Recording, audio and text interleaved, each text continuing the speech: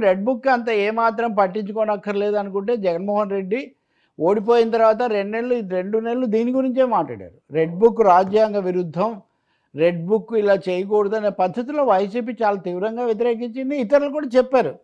వాళ్ళు కూడా నిజమే కక్ష సాధింపు మేమేం చేయబోమని కొంచెం సర్దుకునే ప్రయత్నం కూడా వాళ్ళు చేశారు.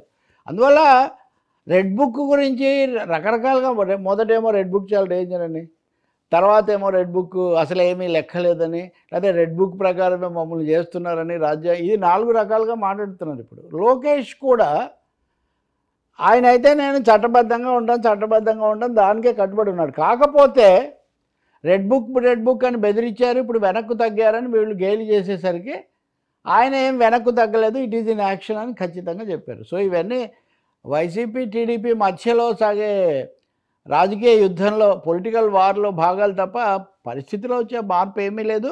ఇంకోటి